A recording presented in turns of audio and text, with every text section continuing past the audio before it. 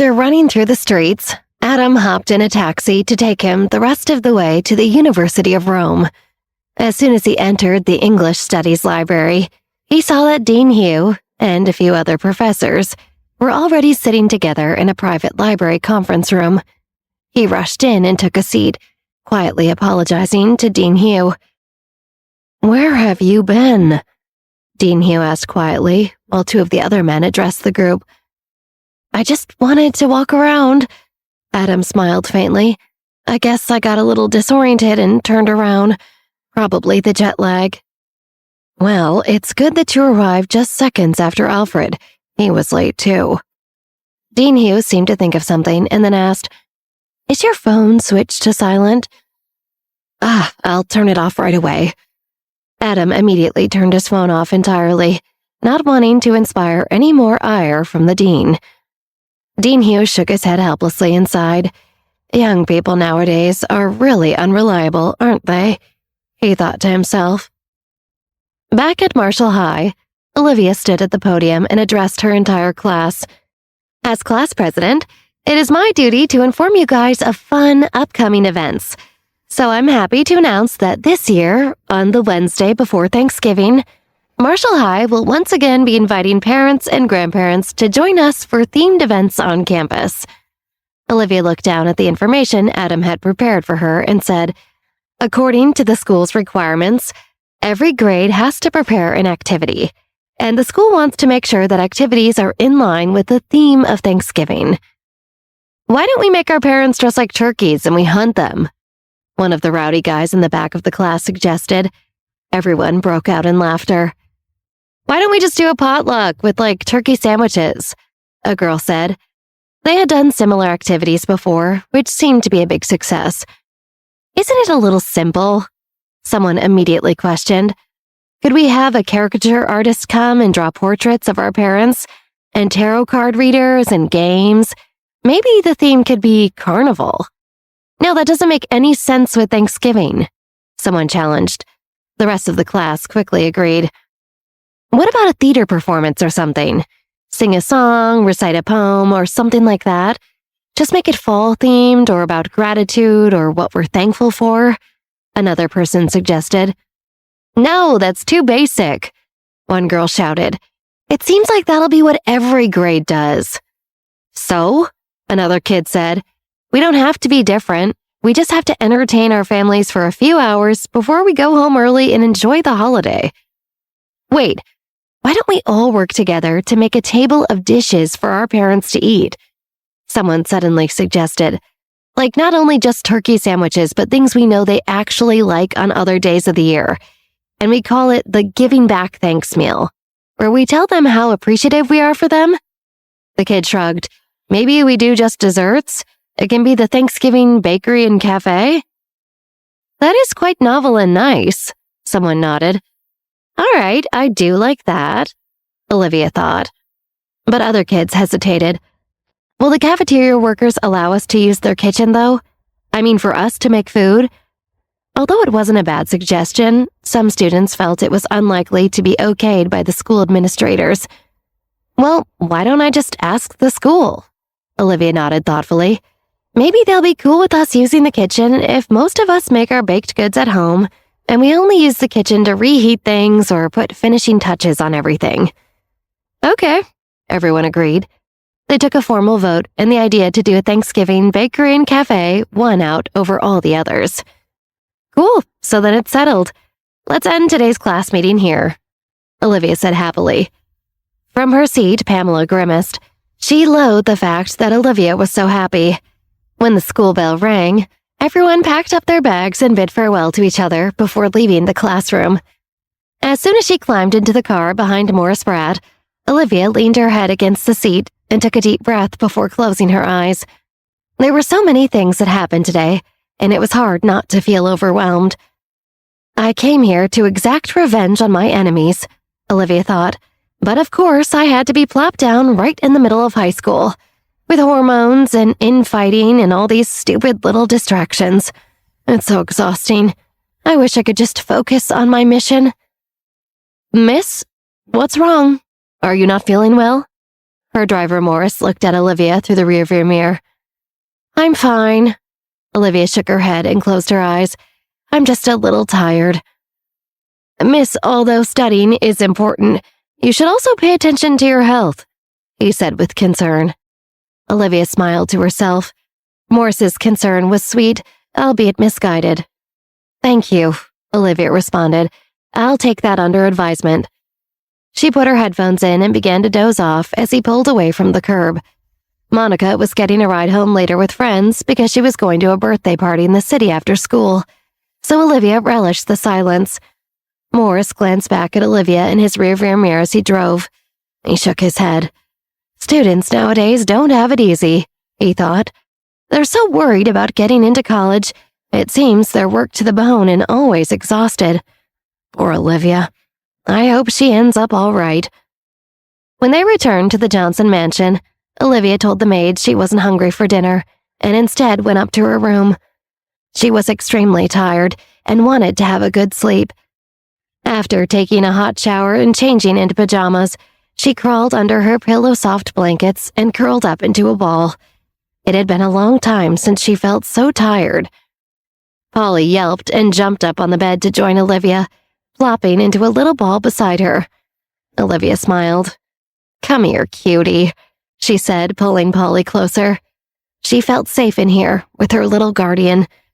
Finally, after a long day, Olivia closed her eyes.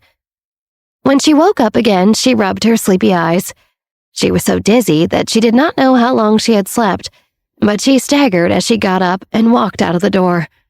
It should be early in the morning, she thought, but it was still very dark outside.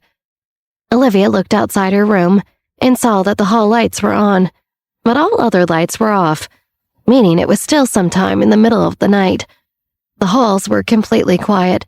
Everyone in the house was clearly still asleep. Olivia didn't want to turn back and check the time on her phone, though, or she might risk waking Polly. So she tiptoed through the dimly lit corridor to the stairwell. On the landing, Liv saw the lights in the kitchen were still on. Who would be in the kitchen this late at night? Olivia frowned and went down the stairs.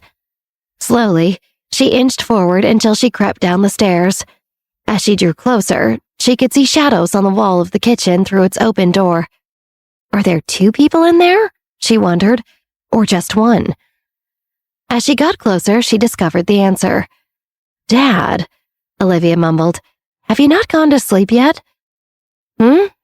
Michael looked up and asked, Olivia, what are you doing right now, sweetheart? Olivia replied, I fell asleep pretty early and then, I don't know, I guess I just woke up suddenly. Daddy, what are you doing up? I'm hungry. I'm gonna make something to eat, Michael asked. Are you hungry too? Olivia considered her dad's question. A little, she said softly. Originally, she had only intended to go downstairs to grab a cup of water, but now she saw the opportunity to have some more quality time with her father, and she seized it. Then you should come and try Daddy's cooking. Michael smiled before he got back to work. Olivia watched him and realized he had been in the midst of putting together an entire meal. How long has he been down here doing this? She wondered, amused. How often does he do this in general? She had never seen this side of her father, but she liked it. He seemed carefree and relaxed, and it was funny to see him cooking and getting his hands dirty. Normally, he was so buttoned up and always allowing others to serve him and wait on him hand and foot. We can eat in 10 minutes, Michael informed her as he stood over a frying pan. Okay. Olivia pulled a stool out from under the kitchen center island and sat down. After 10 minutes, Michael carried 2 plates with fried egg breakfast sandwiches, 2 side dishes of potatoes, and a crepe to the table one by one. Then he laid utensils in front of himself and his daughter. Come and try it, he beckoned. I would have made 2 crepes, but I didn't know you'd be joining me, so we'll have to share. Wow, Dad, this is impressive. I didn't even know you knew how to make it. Olivia picked up a fork and scooped a spoonful of potatoes into her mouth before digging into the crepe. Be careful, it's hot. Michael was a little worried. But how is it? Is it tasty? Are you kidding? It's delicious. Olivia covered her mouth and smiled. Well, your old dad knows how to cook a mean breakfast. He smiled sheepishly. Back in my younger days, I used to cook up a storm for your... Well, he cleared his throat. Well, back then I used to cook a lot. I'm busier these days with work, but I still enjoy it from time to time. Olivia smiled. She imagined her father and mother eating late-night meals or early morning breakfast together in their youth, and her heart warmed. Well, you're really good at it, so you should probably tell the staff they need to up their game unless they want to be replaced, Olivia quipped. She happily dug into her breakfast sandwich. Oh my gosh, Dad, this is so yummy. Seriously, can you give the cooks this recipe? He laughed. Nah, this one is a family secret, so I'll just teach you myself. But it's good that you like it. Michael smiled. His eyes glimmered with pride after being praised by his daughter. Olivia looked at Michael while eating the fried egg sandwich, thinking about how much she loved spending time with him. They'd rarely had such bonding moments in her past life. Why are you staring at me? Michael met Olivia's eyes and asked. I don't know, she lied. Guess I just didn't expect you to know how to cook, Olivia said with a smile. You forgot the Johnson family started out in the food and beverage business. Your uncle and I have been learning cooking from your grandpa since we were young. Your uncle is more talented than me, though. At this point, Michael's eyes revealed a hint of disappointment. Your grandfather has put more effort into him. Now I've taken over the more corporate sides of our empire as we've grown and expanded. But your uncle has carried on the tradition of being a chef. He's gained a great reputation as one of the masters in the world. He studied under some of the best in France. Oh, Olivia nodded. She knew of her uncle Bruno, but didn't really have any detailed knowledge of him as a person. She had only seen him on the cover of Gourmet magazine and knew he owned a bunch of Michelin star restaurants in Europe. Your half-brother, Chase, lives in Paris right now, so he can study under him, Michael said. Remember?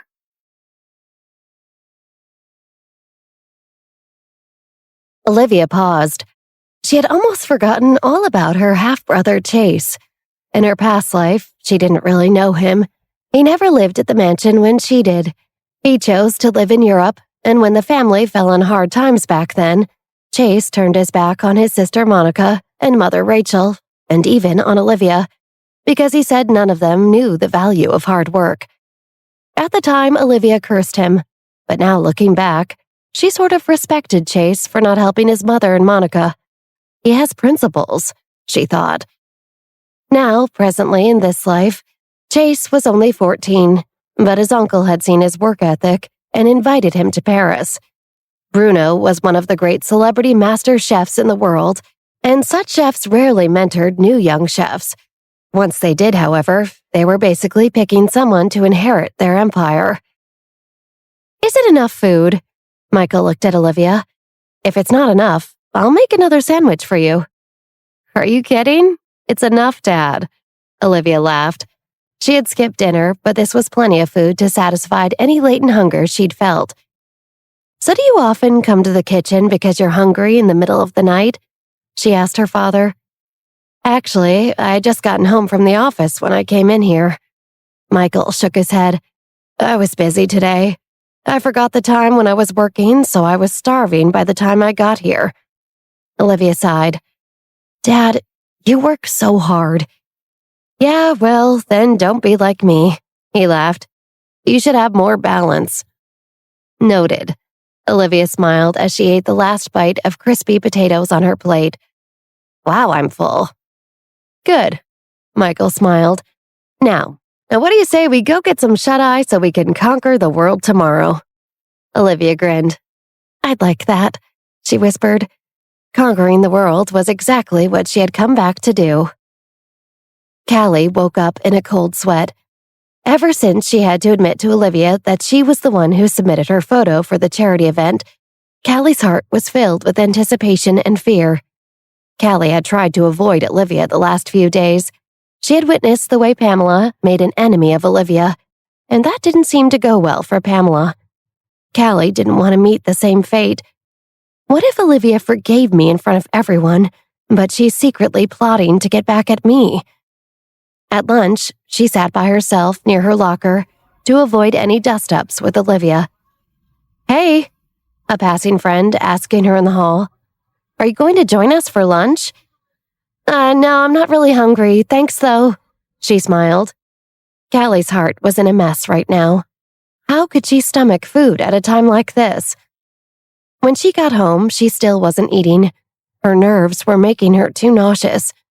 The following morning at breakfast, her visiting grandma looked at her when Callie refused to eat pancakes. Come back here, her grandma said. You aren't allowed to go to school or leave this table until you eat your breakfast. Callie was so anxious that she tapped her feet incessantly. The front door opened and Callie looked over her shoulder to see her brother Danny entering their house. He had just come back from his morning jog. When he saw his grandma hovering angrily over his little sister, he asked, What happened? Why do the two of you look all bent out of shape? Your sister is trying to slink away from the table without eating. She doesn't want to have breakfast before going to school. Who knows what she's up to, but I can tell by the way she's fidgeting she's up to no good. Their grandmother frowned. Is it that you'd rather see a boy than me? No, Callie exclaimed. It's definitely not a boy, I can't explain it. Callie felt guilty and couldn't meet her brother's gaze. She wanted to retreat back to her room in order to avoid this conversation and his inevitable line of questioning, but she was blocked by his large frame. She subconsciously turned around and wanted to run, but Danny grabbed her school bag. Where are you trying to run off to, and why are you acting so weird? He asked suspiciously. When his sister said nothing and instead averted her eyes, he added, Come on, out with it, what did you do? Danny eyed his sister. Now that he thought about it, he realized Callie had been avoiding him and practically hiding from him these last 2 days. If something unusual happened, it must have something to do with him. I didn't do anything. You let me go. Callie struggled with great effort, but it was useless. Her brother was able to keep her in place with just one hand. Dude, if this is about some guy you're seeing or something, it's fine. Are you worried Grandma's going to get mad if you're into someone? Danny guessed. Their mom and Grandma were pretty strict, but it wasn't worth stressing about. No, I'm not. Callie immediately retorted, Let go of me. Her older brother was really persistent. She hated how easily he was able to rely on his strength to always get his way. Don't grab my bag, Danny, she whined. Then just hurry up and tell the truth. What exactly is going on? Danny narrowed his eyes. Every time Callie felt guilty, she acted weird and anxious like this. You must have done something wrong, otherwise you wouldn't be acting strange. She still wouldn't look at him. And why have you been avoiding me? Wait. He paused. Did you touch my photo? Callie suddenly stopped moving. How had he guessed correctly? Am I that obvious? She wondered. Shoot. What are you talking about? She asked, feigning ignorance. I said, did you touch my photos? Danny narrowed his eyes dangerously. He was just probing. He did not expect that Callie actually had touched his stuff. But now that she was looking at him like this, he realized she really must have.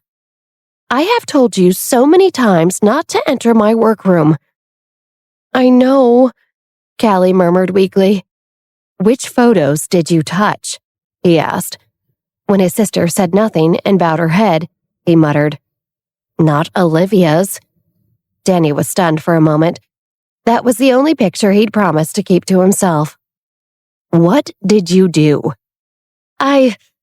Callie shrunk and blurted out the first thing that came to mind. Danny, what do I do?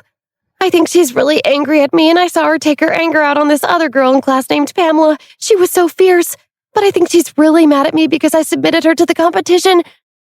You what? I'm sorry, Callie asked in fear. Do you think she's going to beat me up? Danny rolled his eyes at Callie. You would deserve it if she did. Hell, I'd beat you up if I weren't so much bigger than you. You know what you did wasn't right. Callie bowed her head and said weakly, I didn't think it would be a problem. Her original intention was so good. How did she know that Olivia wouldn't like the photo or want to be in the competition even after seeing how good it was? You have to help me, Callie begged. You little twerp. Danny glared at Callie and sighed heavily. You eat your breakfast. After you do, I'll go with you to school. What are you going to do? Callie asked in confusion. What do you think, you numbskull? I'm going to apologize for what an idiot you were. So she's not mad at me? No, so she's not mad at me. After all, that photo was taken by me personally. If I hadn't taken that photo, you wouldn't be in this mess. His sister may have been involved in a petty little high school dispute over a photo for a charity, but to Danny, his professional reputation was on the line. He didn't want the who's who of New York society thinking he couldn't be trusted to keep his word when it came to his photography subjects. Oh, Callie pursed her lips. Callie felt terrible for getting her brother into this mess, but part of her was sort of glad she had him helping her fight this battle. After breakfast, Callie and Danny left their house and set out for Marshall High.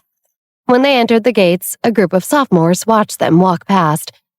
Whoa, do you guys know who that is? A girl carrying a copy of Nylon magazine whispered to her friends. No, who? Her friend asked. That genius photographer Danny Wilson? He shoots all the high-end models and cool art prints and stuff, the sophomore said, trying to sound smart. I read that he is going to open a photography exhibition soon in Tribeca or something. Never heard of him, her friend said. He's one of the fine art photographers helping with the charity gala our school's participating in. One of the other students said, I remember Callie Wilson saying she's Danny's younger sister when I was in theater with her last semester. Oh, I remember Callie mentioning that her brother is a photographer too. Another sophomore nodded. Wow, he's so hot too. The girl holding Nylon magazine immediately took out her phone and Googled Danny's name. Oh wow, take a look at Danny's interview in the New York Times earlier this year. I bet the girl he chose to be his model in the charity photos for our school will definitely be famous one day. His prints are going to be worth thousands someday. Really?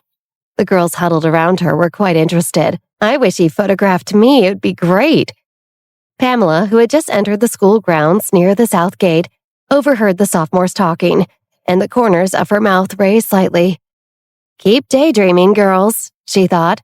Danny chose me as his muse, and with Olivia out of the competition, all the fame you wish you had will go to me one day. What the poor thing didn't realize was that Olivia was standing just feet behind her, reading her thoughts. Ooh, sweet dumb Pamela, Olivia thought. You really shouldn't be so obvious about your intentions. It makes it far too easy to hurt you. Olivia felt much more rested and ready to take on whatever challenges came her way today. Her little bonding session with her father had helped rejuvenate her last night, and now, having slept on it, she knew exactly what she wanted to do about this stupid photograph fiasco.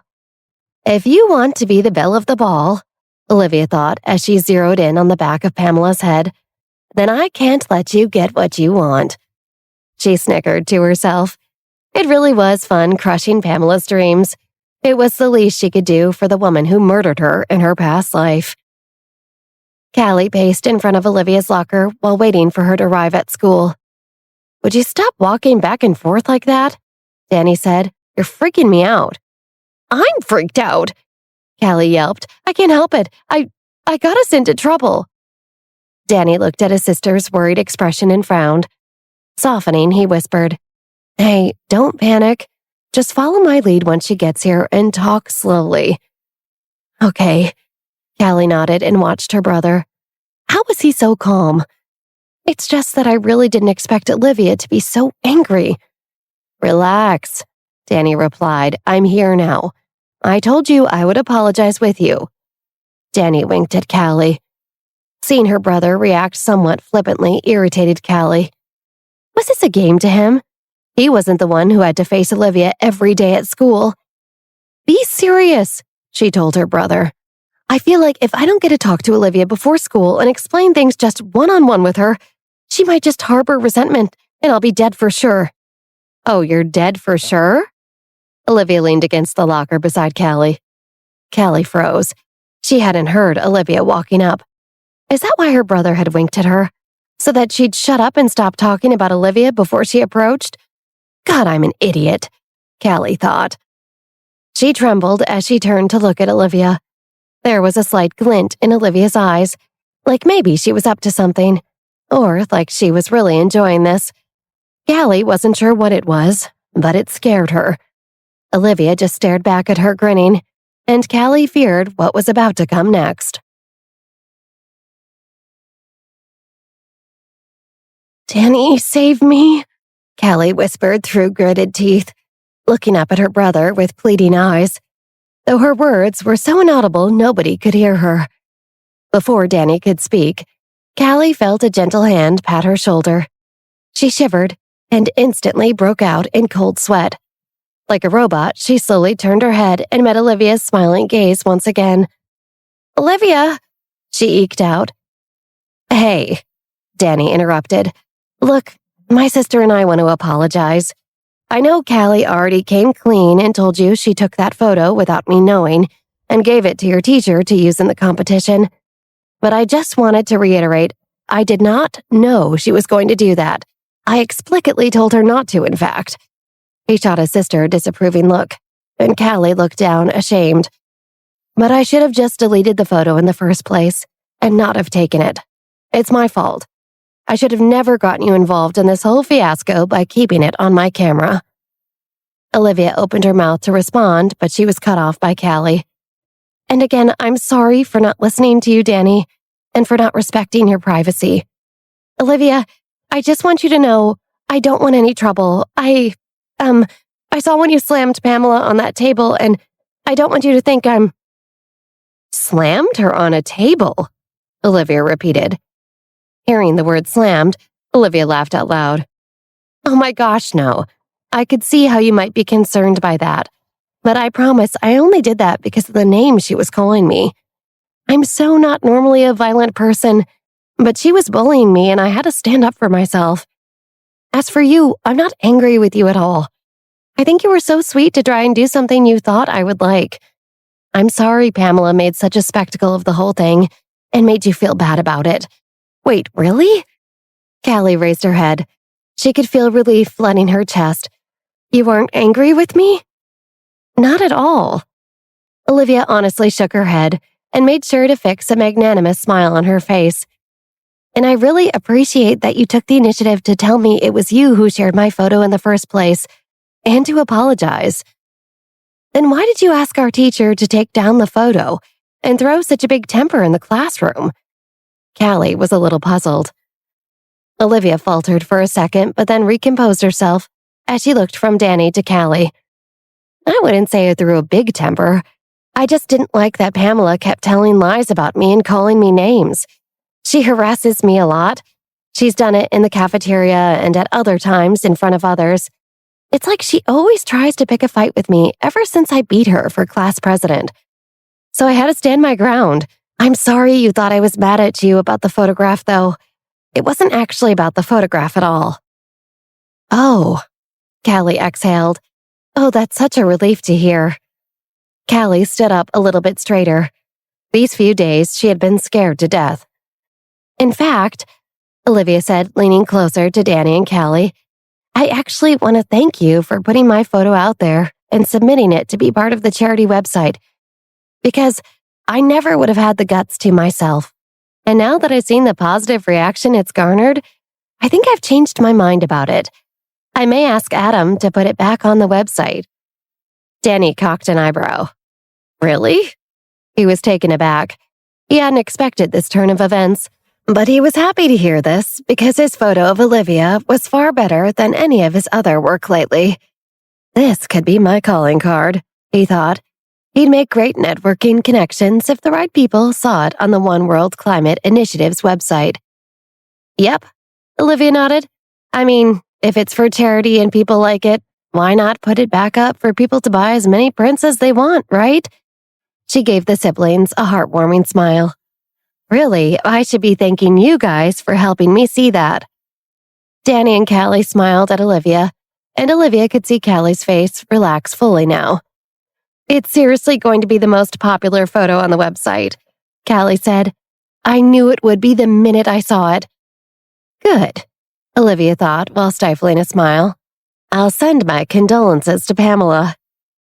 After settling the matter of the photograph, Olivia and Callie bid farewell to Danny, and then the two girls, now bonded by the experience, chatted and laughed as they headed towards their first class of the day. Upon entering the classroom, Olivia spotted Frances. "Hey," she nodded. "How's studying going?" The past few days, she and Frances had been getting extra help with studying from Millie, who taught both of them how to create more effective study guides. "Good. I just finished looking over my study guide," Frances nodded. Although he wasn't really interested in studying, he still had to pretend he cared so Olivia wouldn't completely lose interest in him or think he was a lost cause. So he pretended to want to study whenever she asked. He took out some of his other study guides from his bag and placed them on the table, then started looking at them when Olivia leaned forward to check. "It's awesome to see you care about your schoolwork so much," she said. "Thanks," Frances nodded. She can tell from reading his thoughts that Frances couldn't care less about schoolwork, but she liked that he was pretending to for her sake, so she kept up the charade. The more he did to curry favor with her, the more she knew she had an ally in him. While Frances pretended to peruse his study guides in front of her, Olivia looked around the classroom and stopped when she saw Pamela standing in front of Callie Wilson's desk chatting with her. I've never seen Pamela so enthusiastic about Callie before, Olivia thought, frowning slightly. What the hell is Pamela up to now? Pamela was too manipulative and too shameless for this to be simple, mindless conversation. "You know what I never realized about you and I, Callie?" Pamela was saying as Olivia inched closer to them. "We went to the same junior high, isn't that crazy? Were you in Mrs. Bethlehem's class?" "I was in Mr. Harple's." Pamela wore a broad, fake smile. "Yep," Callie replied innocently. She wasn't sure why Pamela was suddenly talking to her. Normally, Pamela was quiet around her. "Sorry, was there something you needed?" Olivia read Pamela's thoughts. If Callie is Danny Wilson's younger sister, and Danny is going to be a huge, world-renowned photographer one day, then I should befriend Callie before he does. Besides, now that I'm his muse, and now that he took those pictures of me, I should get along well with his family, just in case I ever need a photographer in the future. Maybe for my senior portraits, or engagement, or wedding photos, or something in the future, too. Olivia watched Pamela scheming. It's like Pamela couldn't help herself. Anytime she met someone, she could only see all the ways she could use them to climb higher in society. Did she not even have a desire for real friends, or love, or happiness? Was everything just about power and status for her? Jesus, you are so relentless, Olivia thought, reading Pamela's mind. "No, I just didn't realize we went to the same junior high until recently," Pamela said with a big smile. "What a coincidence. My good friend Lacey was in Mrs. Bethlehem's class too." "I didn't really get along with Lacey," Callie said. "She was kind of rude to me and called me Mouse because I was so small in middle school." "Oh," Pamela stymied. She tried to think quickly. "Well, Lacey isn't like my best friend per se, but I mean, I know her. But she can be a little narrow-minded. I try to tell her all the time." "Do you mind if I get back to reading my book now?" Callie asked. She could see right through Pamela, especially after hearing how much Pamela had bullied Olivia. Pamela gritted her teeth. Why is Callie so unappreciative? She thought. If it wasn't for her brother being Danny, I wouldn't even be talking to someone like her. She's lucky I'm even giving her the time of day. I just thought we might have stuff in common. How about I go to your house this weekend and we hang out? Olivia had to laugh. Pamela was so forward, it was impossible not to see through her schemes. Even sweet, innocent Callie seemed weirded out at the prospect of Pamela inviting herself over. Or we could go shopping or see a movie or something. Pamela backtracked, worrying she'd come on too strong. I just figured I could pick you up at your house first. Privately, Pamela was hoping that if Danny Wilson saw her again, he would immediately make her a model. After all, she had collaborated with him to produce 3 amazing pictures. So if he saw that she was Callie's good friend, too, maybe he'd have no reason not to use her as a model. Callie glanced at her from head to toe. Sorry, I think I'm busy. I was going to ask Olivia if she wanted to hang out this weekend. These words were like thorns in Pamela's chest. God damn it, she thought. If not for Olivia, that bitch, I would have everything I wanted. I would be class president. I would have won over Francis, and I'd be the only person Danny Wilson took a photo of. Thinking of Olivia, Pamela couldn't help but tremble with anger. Still, she was also a little afraid of Olivia. After Liv had pushed her over her desk, she had a nightmare in which Olivia had tried to strangle her to death. It was visceral and terrifying, and Pamela worried that her throat might close like it had when Olivia had confronted her the other day. If there was nothing else you need, I'd like to get back to my book, Callie said sweetly. She shifted her gaze to the book and did not look at Pamela again. Pamela glared fiercely at Callie before huffing and walking away. Pamela hated seeing Olivia and her friends thriving. In every class, Pamela felt like she had to sit and watch Millie and Wendy and Olivia joke and laugh loudly. Even Jeremy seemed involved. And during lunch, she couldn't escape outside because it was getting colder out with each passing day. The more Pamela saw Olivia with her friends, the angrier she became. She felt that she really could not stay in the classroom alongside these idiots any longer. So finally, during study hall, she got up and walked out of the classroom. In the hallway, she bumped into someone.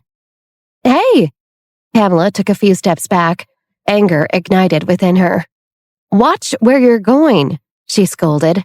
Are you blind? Sorry, the man who bumped into Pamela said. He was wearing a white shirt and a faded pair of jeans under a casual taupe wool coat.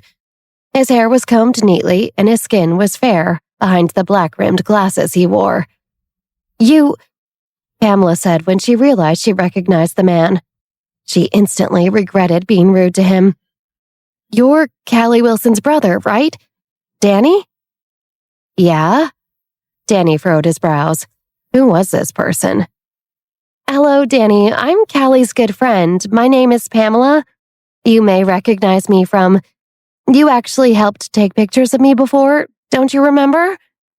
Pamela pulled her hair behind her ears and revealed a gentle smile. How does he not remember me? She thought. What the hell? I'm so memorable. Oh. Danny remembered Pamela's smile when he saw her. He hated that fake smile of hers. He wished he could forget it.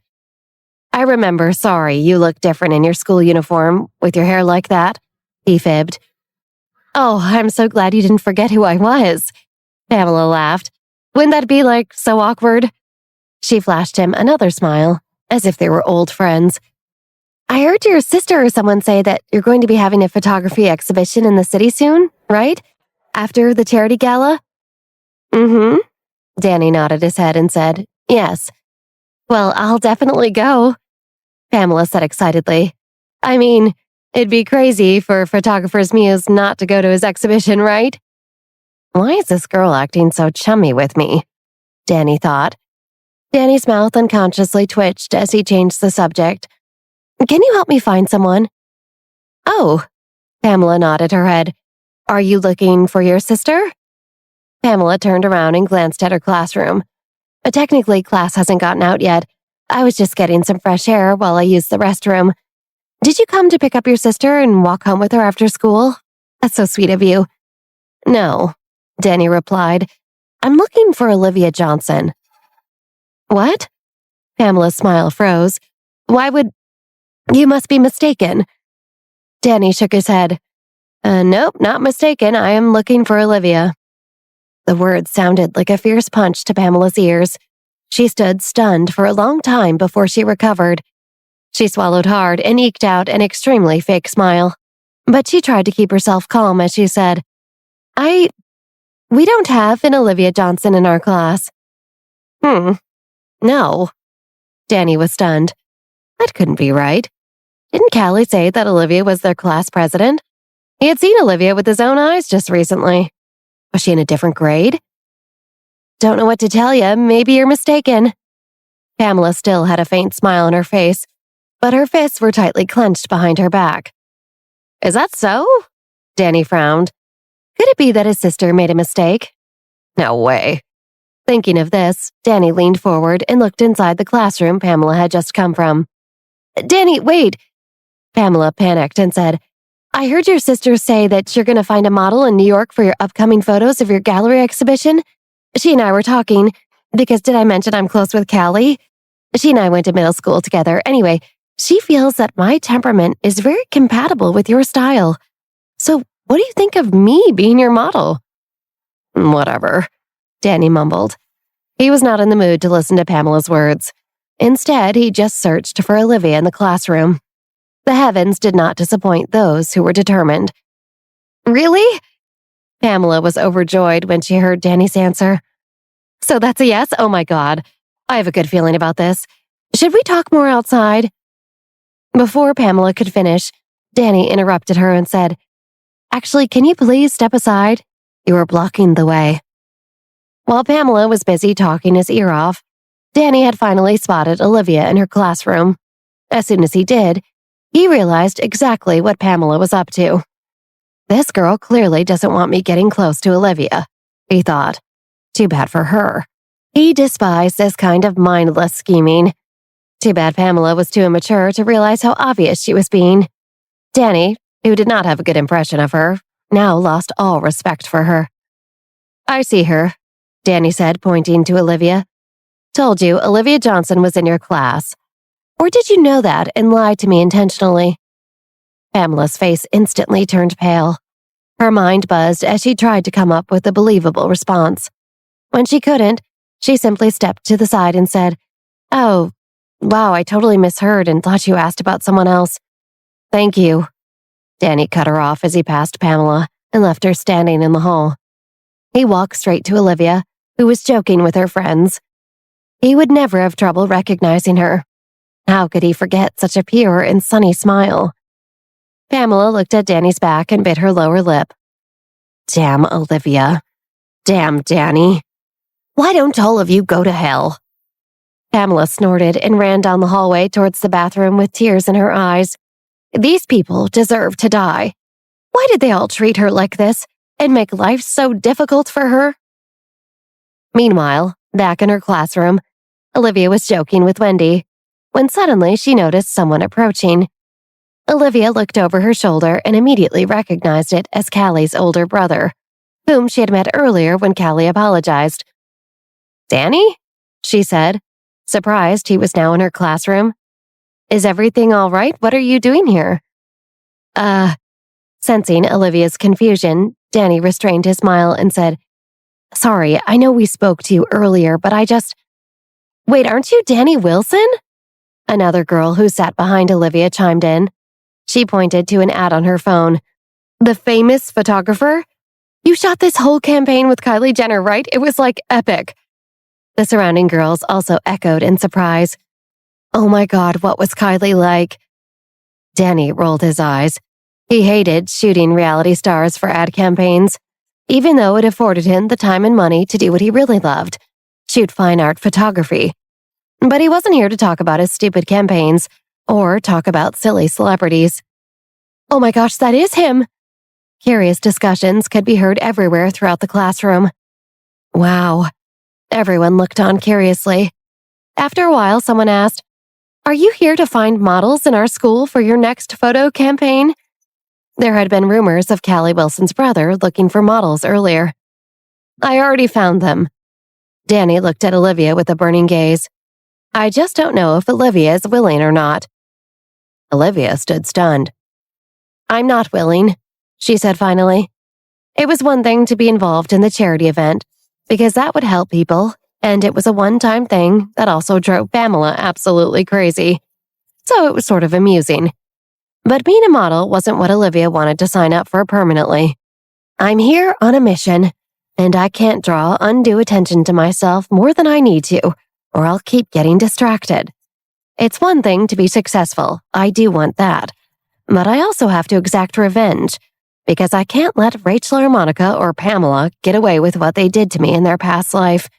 If I'm successful and don't take them down at the same time, they will still find ways to hurt me and destroy what I've built. So I can't let this be an obstacle in my way. I must say no." "Why aren't you willing?" The girl behind Olivia asked. Are you stupid? This is such a good opportunity. You could be a star. I don't want to be a star, Olivia thought. I want to be happy. I want to make sure my mom and I are okay this time around. Stardom doesn't guarantee that. Going through with my plan does. I'm not interested. Olivia shook her head. Why was this becoming so complicated? Olivia just wanted to live her high school life peacefully. She had to be careful about how she ascended in society. If she climbed too high too quickly, Rachel and Monica could plot against her in ways she hadn't anticipated. I have to be strategic instead of simply globbing onto the first opportunity that comes my way. Danny sighed softly. All right. He took out his business card and handed it over with both hands. This is my business card. If you change your mind or if you need any help, you can come to me. I owe you a favor for letting me use your photo in the charity gala. It's already garnering me a lot of buzz. Thank you for that. Olivia nodded. Of course, she remarked. She took Danny's business card. And I apologize again for the misunderstanding with my sister, he added. It's fine. I'm not angry anymore, Olivia assured him. With that, Danny left. Back in the hallway, Pamela seethed, feeling extremely wronged. She took out her cell phone and dialed a number. Mommy, she said as soon as her mother answered. I'm not feeling well. Can I come home early? I'm going to go to the nurse, and then I want someone to pick me up. Because I just said I'm not feeling well. She angrily hung up on her mother and then marched towards the nurse's office. Olivia's class the following day was Adam's class. After the bell rang, Adam entered and greeted his students. Apologies for my tardiness, he said, but I'm still a little jet-lagged from my travels.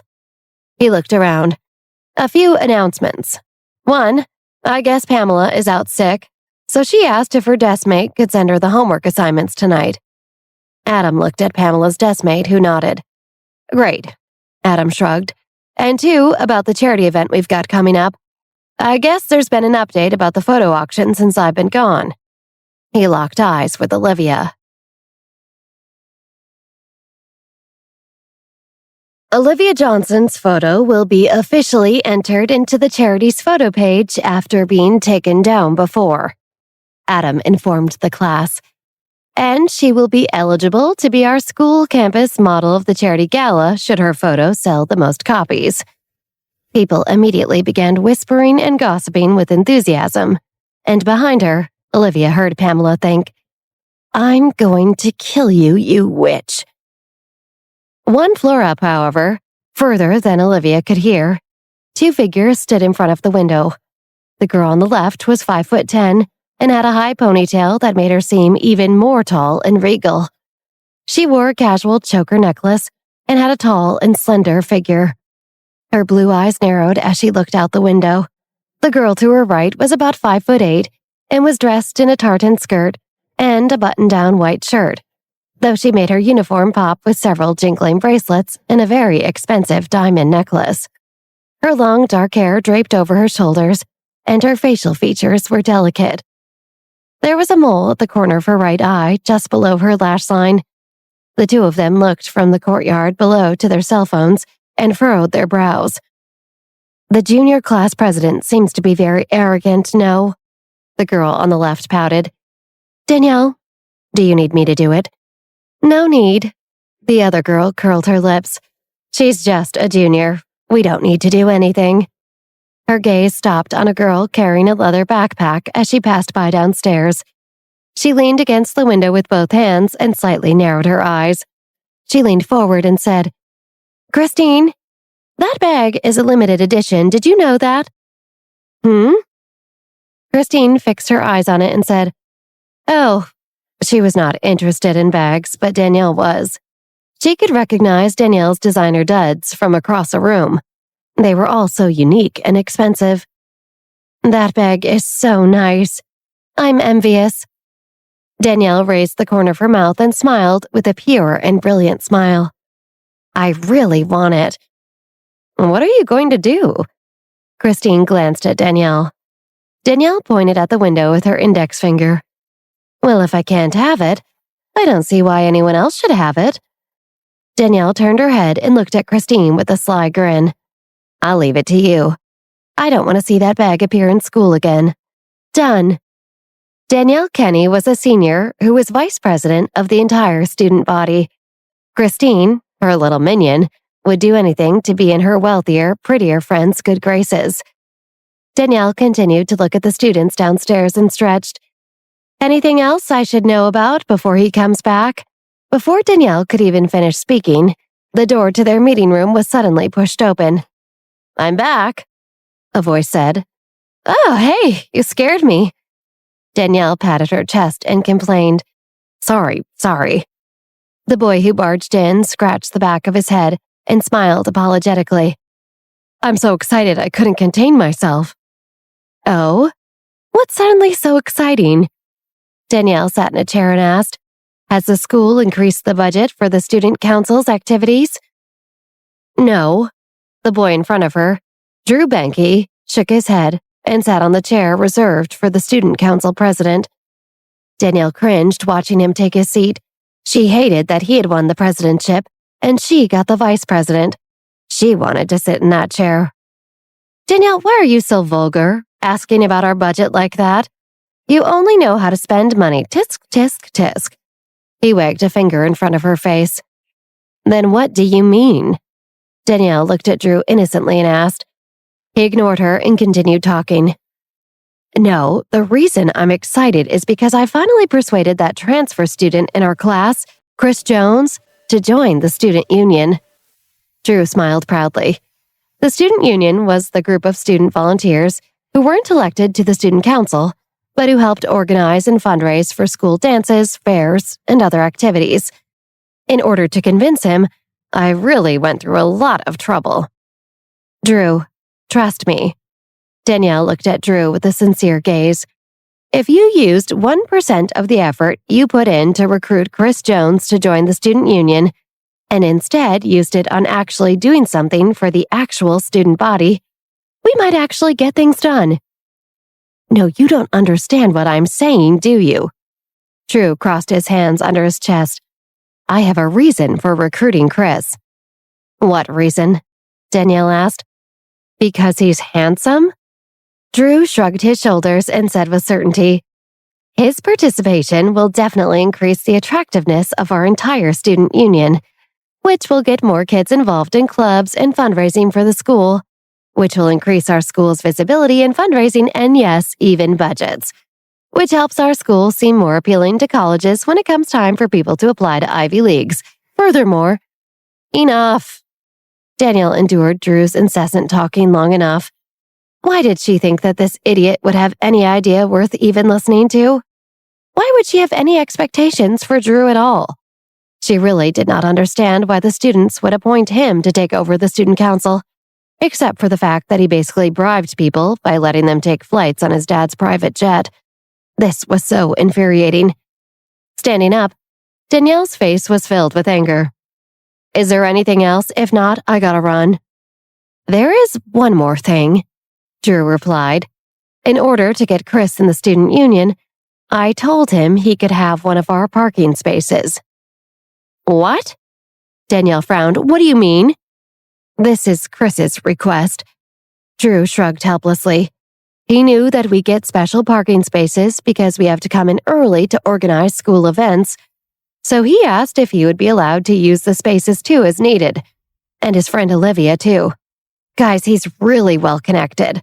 I think it benefits us to play ball with him. You agreed to his request? The sentence was practically squeezed out from the gaps between Danielle's teeth. This little idiot student council president, she thought. He's such a pain in the ass, making my senior year a drag. That's right, Drew nodded, then waved his hand and attached a huge, innocent smile. Anyway, see you tomorrow. Danielle clenched her fists and took a deep breath before turning around. Come on, Christine, let's go. After giving Drew a cold glance, Christine immediately followed Danielle. Bye-bye. Drew waved his hand with a smile, blissfully unaware that the other two were furious with him. The door slammed shut behind Danielle and Christine, and Danielle's eyes were filled with anger. Drew is a useless effing leader, she sneered. I'm not letting some new transfer student try helping us organize a bunch of activities when the whole reason I even got elected in the first place was to be able to set the agenda for this year myself. Danielle was an aspiring party planner who loved micromanaging and controlling people. Her parents owned an events company that planned weddings and birthdays for dignitaries, foreign diplomats, and Leonardo DiCaprio, for God's sake. If Drew keeps making trouble for me, I swear I'm going to, break his neck. My time is very precious. I don't want to waste it on useless people. Just be careful, Christine warned. Don't speak too severely to Drew or he'll complain to his dad that we're bullying him again, and his dad will call the school. Danielle rolled her eyes. In a world where the strong prey on the weak, it's the weak's fault when they're bullied, she shrugged. Christine laughed. I don't like the idea of Chris Jones or his stupid little friend Olivia getting special privileges. In fact, I don't want them even on my radar. If they bug me, they're over. After saying this, Danielle took a deep breath. She was stressed enough having to lead the student council as it was, since Drew didn't know what he was doing. Danielle knew that some people might think the job wasn't that hard because it was high school, but they were dead wrong. Organizing events for wealthy, connected high schoolers who expected the best of everything was like organizing events for a mid-level corporation. Stressful and thankless. Got it. Christine nodded. It was early winter, so it was still a little cold as they headed outside. Danielle folded her hands in front of her mouth. She exhaled and said, It's getting really cold now. Seriously, Christine responded, rubbing her hands together to stay warm. But is it not as cold as my heart? Danielle joked, prompting her friend to laugh with her.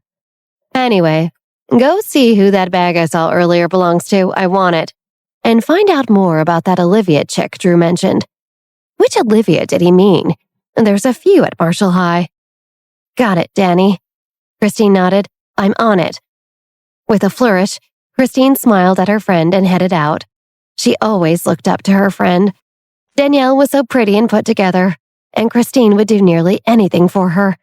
One could say Christine was a bit obsessive. She thought about her friend more than most people thought about her friends.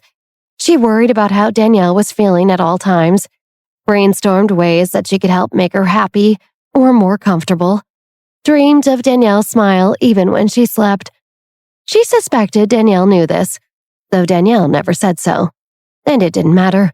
Christine cherished the fact that Danielle invited her to her family's vacation house in Martha's Vineyard and on their boat in the summer.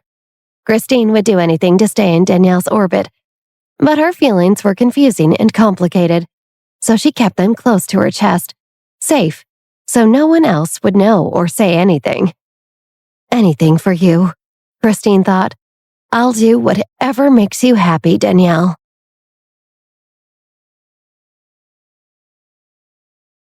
As soon as Olivia's photograph was put back on the One World's Climate Initiative's charity website, people started buying it and downloading it. But Olivia was too preoccupied studying for her next round of tests in school to focus on that. She knew the end of the semester was approaching, and she had to do well in school now if she wanted to improve her grades and get into a good college.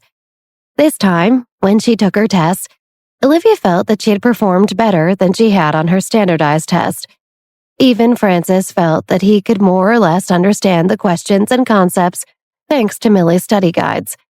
He even got the last big question on their math test correct. This discovery made him slightly more interested in studying than he had been previously.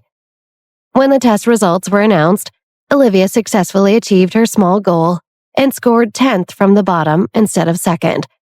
And while Francis was still last, his grades in all subjects did greatly increase because everyone had scored far better than before.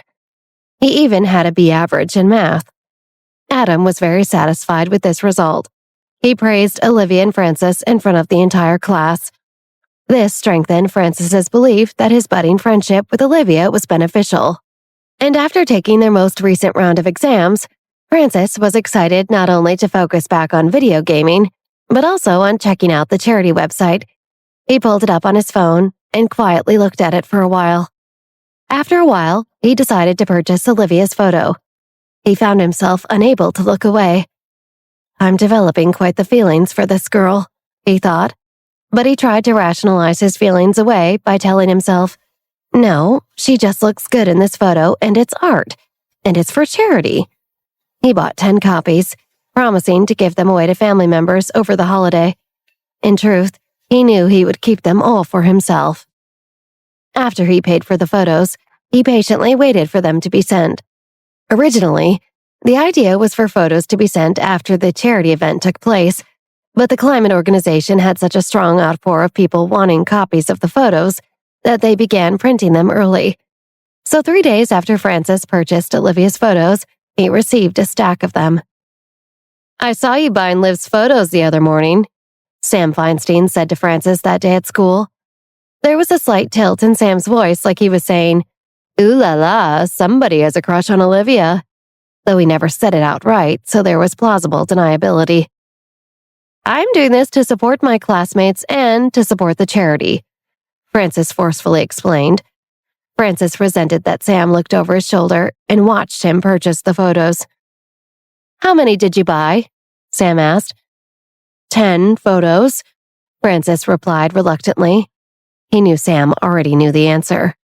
A few feet away, Pamela's eyes flashed with expectant hope as soon as she heard Francis say he had bought 10 photos to support his classmates.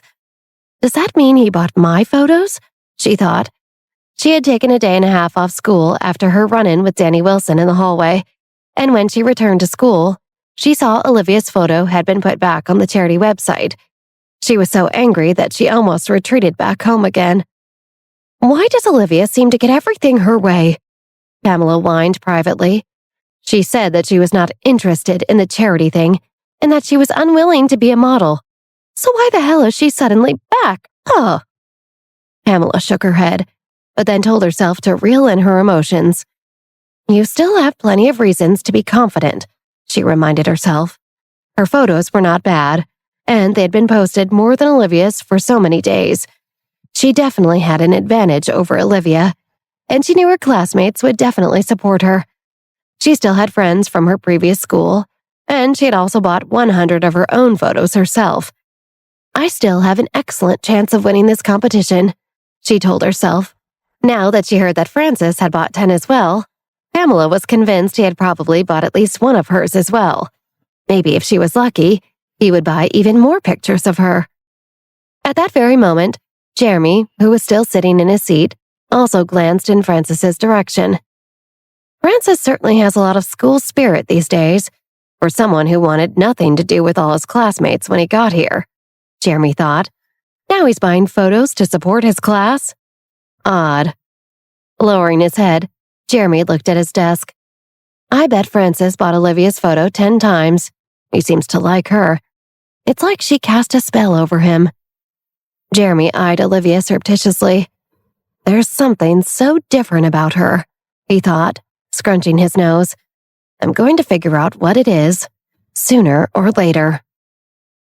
After school that night, Francis returned home and quickly went to his room and closed his door. He locked it and then pasted all the photos he purchased of Olivia on the wall on the side of his gaming room. They were all identical, so when he placed them all around in a circle, he made a sort of kaleidoscope mosaic on the wall. It took quite a bit of time to post them because he wanted them to be level and exact. After sticking all the photos together, Francis let out a long sigh and wiped a drop of sweat from his forehead. Then he observed the results of his work with satisfaction. Not bad, not bad. He had pasted them very neatly indeed. Who is this girl? A woman's voice suddenly appeared behind Francis. What? Francis was so caught off guard that he trembled and turned around. Damn, Mom! Why did you just barge in here like that without knocking? I locked the door. Francis's mother had a key to his gaming room because he often played for so many hours straight he would forget to eat or sleep, and she would often find him in here zombie-eyed and bone-tired, and she would have to drag him out and beg him to take care of himself. She hated her son's bad habits, but she knew Francis's father didn't believe in punishing his son, so she had to let him do what he wanted. In the Peters family, everything men did was okay. It was only women who needed to be put in their place. I came in a long time ago."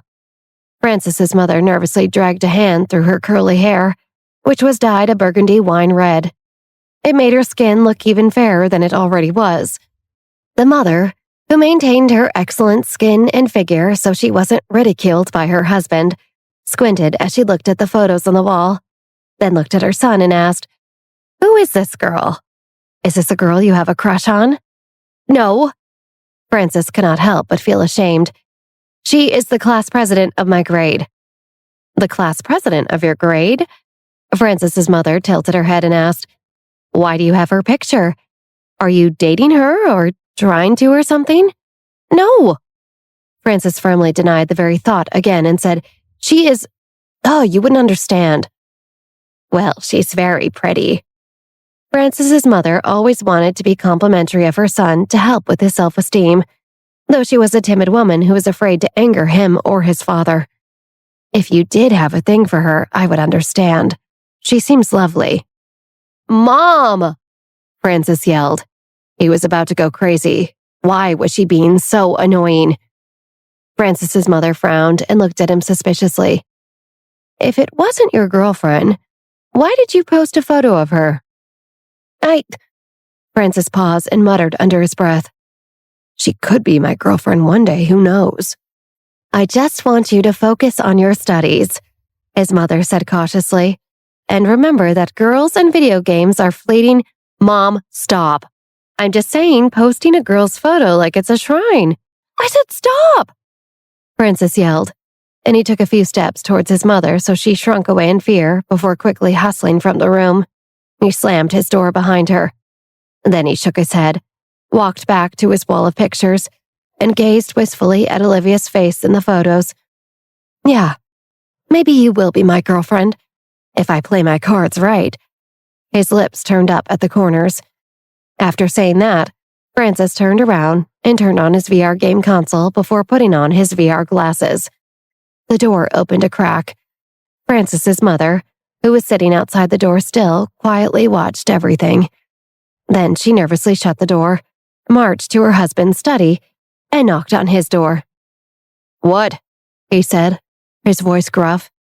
She hesitantly opened the door and looked deferentially at her husband. "Honey, can you come with me to see Frances?" "Why?" her husband asked. "I just thought, I wanted you to see something he had made." "You can't just describe it to me?" Her husband was quite dismissive, but she was happy to have improved her lot in life by marrying him, so she put up with his occasionally rude demeanor and the resentment he sometimes regarded her with. "I think you should see it for yourself," she said softly. Her husband rolled his eyes and reluctantly accompanied his wife to his son's gaming room. "This better be worth my time. The markets are about to close," he hugged. "Just see for yourself," she said. She crept back to her son's door and slowly, quietly turned the knob. Then she cracked the door open so that her husband could peer in and see the photos of Olivia on Frances's far wall.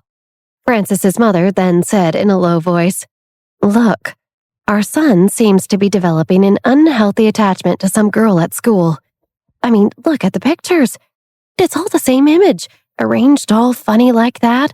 Like he joined some cult." "Don't be ridiculous," Frances's father said, immediately poo-pooing his wife. He was always more likely to side with his son than his silly, frivolous wife, who spent all her time gossiping with friends and cooking and cleaning. She had a knack for making a bigger deal of things than she needed to. So dramatic, he thought. Classic. Let the kid do what he wants. Boys will be boys. Stop trying to police him. Frances's mother looked worried. What should she do? She only had one son. Although he was a little lazy and poor in his studies, and a little rebellious, he was still her son.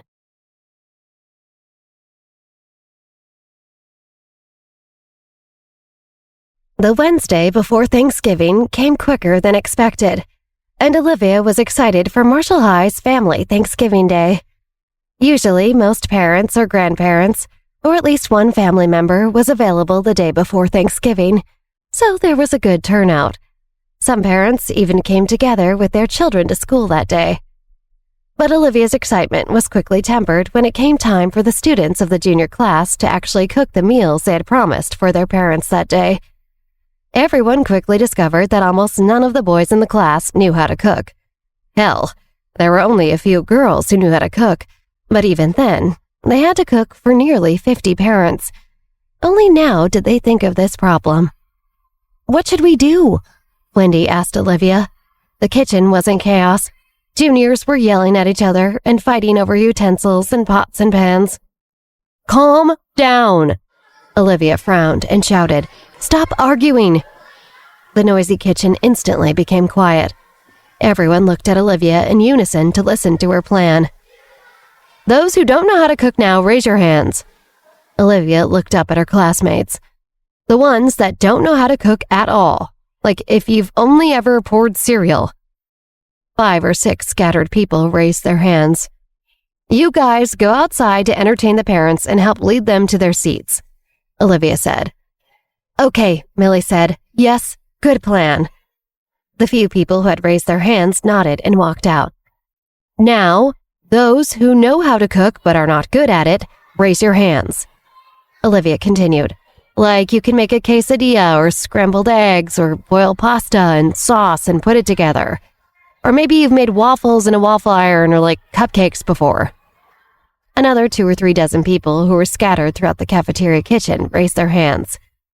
"Cool. So you guys go and wash all the vegetables and fruits you bought, and begin chopping everything and boiling the water we'll need. Anything that needs prep, you guys are in charge of that, okay? Begin making arrangements now." It was dawning on Liv how chaotic today was, and no one had experience in this area. They could not even finish the prep work without her leadership, and everything was a mess. "Okay." Her peers listened to her and then rolled up their sleeves. Some went to wash the vegetables, and some began preparing the pots and pans and cutting boards. "Those who are good at cooking and have their own signature dishes, raise your hand."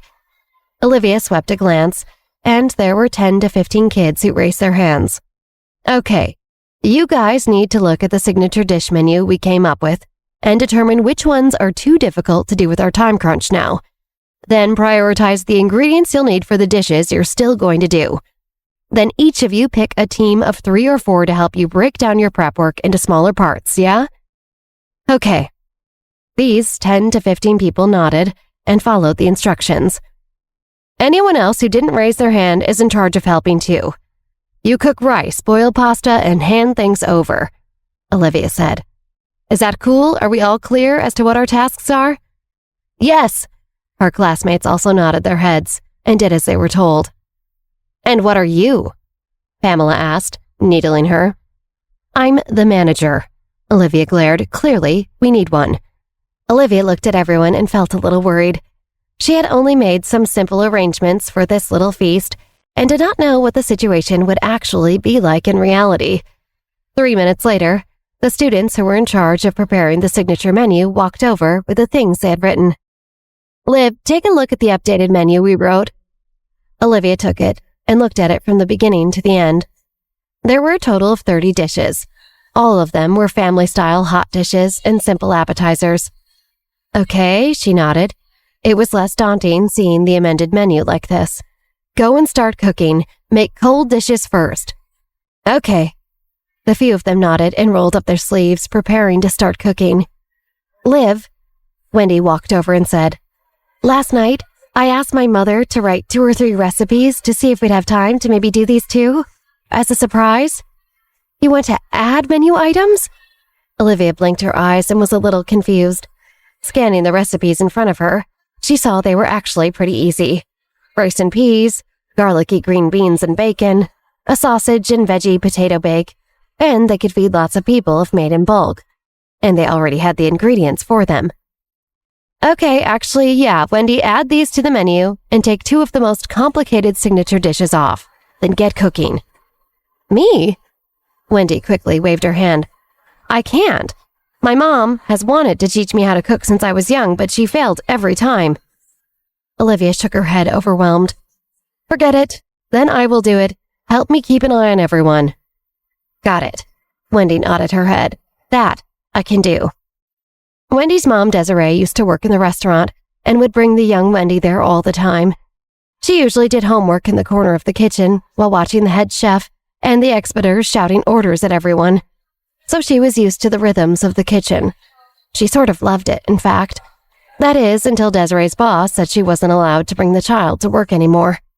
Desiree didn't like leaving Wendy home, and childcare was too expensive, so Desiree ended up having to leave that job. Olivia washed her hands and put Wendy's recipe on the table beside her. Then she went to work putting together the meals Desiree had thought up.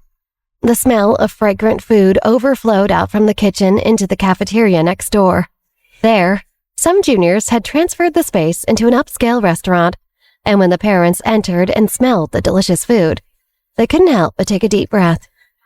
"I'm actually sort of excited about this," one parent said to another. Some of the parents couldn't help but ask, "What smells so good? I want that dish specifically." "It's probably the braised meat," another parent muttered as he looked in the direction of the kitchen. "Or I hear there's a lasagna, too." "Desiree, it smells so good," Olivia's mom, Victoria, who was sitting at the front of the room, said to Desiree, who was sitting beside her. "Do you smell that?" Seeing Desiree's serious expression, Victoria lightly nudged Desiree. "What are you thinking about?" "Nothing. I'm not thinking about anything."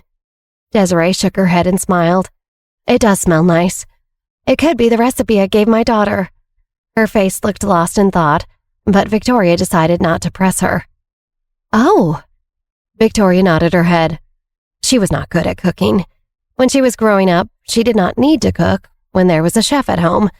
Later, when her family went bankrupt and divorced, she left the house and finally started to learn how to cook her own life. But she wasn't very great. Desiree looked in the direction of the kitchen. When Wendy asked her to write the recipe yesterday, she hesitated for a moment. Although she agreed, she changed 2 of the ingredients because the recipe had been passed down from her ancestors, so she didn't want to give anything away. As students served the cold appetizers and then the hot main courses, Desiree delicately held her fork, her gaze fixed upon the array of dishes adorning the table. With measured precision, she selected pieces of succulent meat from each platter, feeling its tender and sticky texture as it graced her palate.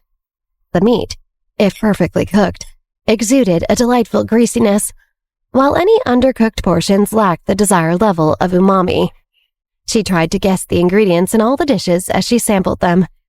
She reached for the soup, which was scalding, and when nobody was looking, she put a few ice cubes in it to cool it down. This soup was fresh and aromatic, devoid of any excessive greasiness, she thought, and everything is impeccably balanced. Desiree found herself entranced, astonished by the taste.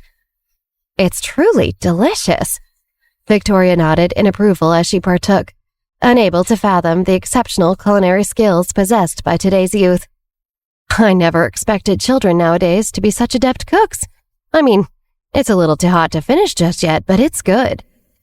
"Indeed," Desiree replied. "I had to put ice in mine to cool it down." She laughed. "Just don't tell any of the really hoity-toity parents I did, or they'll kick me out of polite society." Victoria laughed. "Don't worry, your secret's safe with me." A few tables to Victoria's left sat a couple who also seemed to be enjoying their meal. "The dishes presented thus far are quite good," the husband said, more to his plate than to his wife. Honey! The wife nudged her husband, elbowing him. "Honey, don't just focus on eating. We're here for a serious purpose today." "Hmm?" The man paused briefly, reluctantly setting down his fork. "What?" "The photos," the woman urged, tapping her husband's hand. She retrieved a torn photo from her son's video game room wall and handed it to her husband. "Remember, our primary objective today is to investigate this girl who allegedly has a hold on our son Francis." "Honey, that's not why we're here today," her husband said. "We're here to enjoy a meal that Francis and his classmates prepared for us. You need a hobby. You just listen to gossip blogs and podcasts, and you think everything is about getting a juicy scoop on what's going on in your social circles, and now, apparently in your own son's life." Francis's mother snatched the photo of Olivia from her husband's grasp as he tried to take it from her. Then she halted a passing student in her tracks. "Excuse me." Frances's mom said. "I have a question. Do you know who is in this picture?" The girl, Callie, smiled upon seeing the photo. "Yes, that is Olivia Johnson." "Ah, I see." The woman raised her voice, causing heads to turn in their direction. The woman's outburst startled everyone, including her husband beside her, who quickly tugged at her arm, urging her to sit back down. Frances, standing nearby, covered his eyes, feeling deeply embarrassed by the commotion. What was his mother doing? How mortifying. Recognizing her own excessive behavior, Frances's mother offered an apologetic smile and slunk back down into her seat. At that moment, all the remaining dishes were served, and the students emerged from the kitchen in unison. Claps resounded throughout as the parents expressed gratitude to their children for the delicious meal. "Look, it's her." Callie pointed to Olivia, who stood among the students. "She's our class president." Olivia was standing close enough that she could hear the thoughts of Callie and Frances's parents as they spoke about her. Frances's parents scrutinized the girl more closely, confirming her identity with the photo. "She seems nice, actually," Frances's father said. "She is." Callie nodded. Beside them, another mother sat listening and thought privately, "I've heard she's actually quite trashy and her background is quite salacious. She was born out of wedlock, and her mother begged her father to take her back and give her a rich kid's upbringing. Because she was so poor, her mom thought she would become a whore if she didn't do anything to stop her." Olivia turned her head quickly to see who was thinking such thoughts about her. It was an older woman, perhaps somebody's grandma. She wore a conservative gray blazer and a smug smile. "You're clearly the type who listens to gossip," Olivia thought. She locked eyes with the woman briefly and smiled. Then she heard the woman say, "There's the whore now. She's different from what I expected." Rachel described her as a skinny little stray dog a few months ago. She must have filled out while feasting on all Rachel's hard-earned food and riches. "So that's how you've heard of me," Olivia thought. "Rachel's going around talking crap about me to old, rich aunties and grandmas of kids in my class, hoping it'll seep through the cracks of society and tarnish my reputation. One whispered insult or lie at a time." At that moment, a boy in Olivia's class was dropping off a giant bowl of steaming hot soup at the woman's table, and Olivia felt a tingling from within her stomach, emanating from behind her belly button. She smirked for a moment. "No time like the present to practice honing my skills," she thought. She felt the tingling getting stronger. Her eyes narrowed, and she zeroed in on the woman, blocking out all else in the room.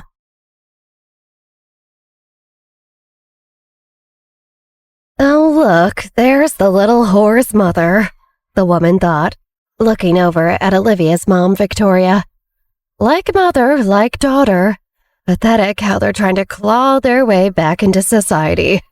I can't believe she shows her face in society, especially after—" Olivia didn't wait to hear what else the woman at the table was going to say about her.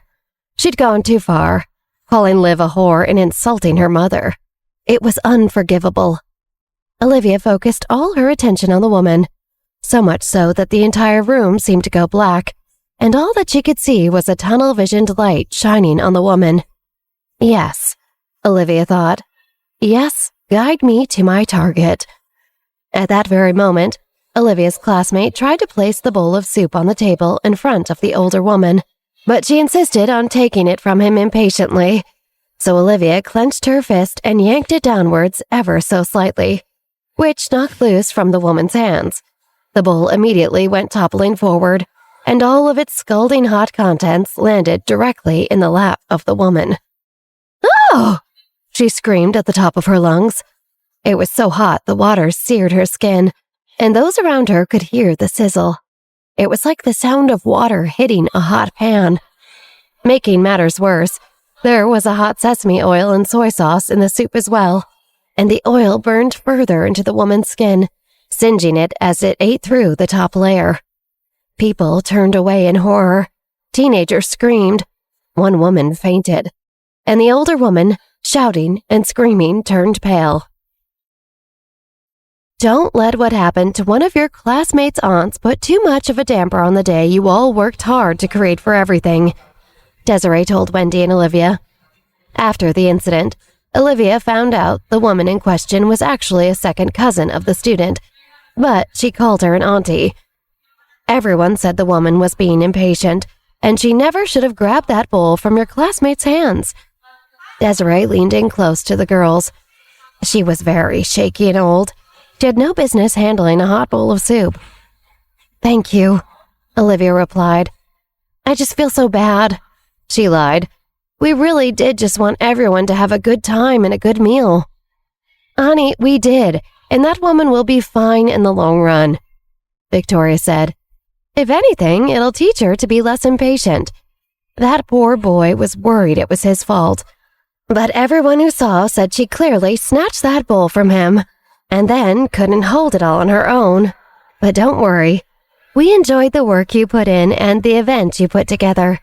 And everything was so delicious. Did you prepare any of the dishes?" "Of course," Olivia smiled. "Care to guess which ones?" "How could I possibly guess?"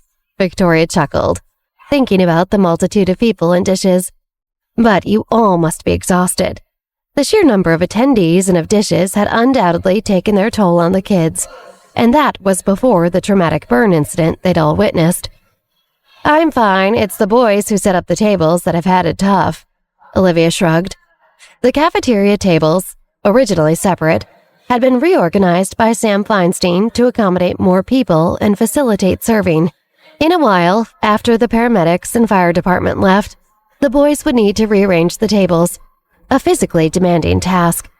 Despite their seemingly modest size, the cafeteria tables were quite weighty.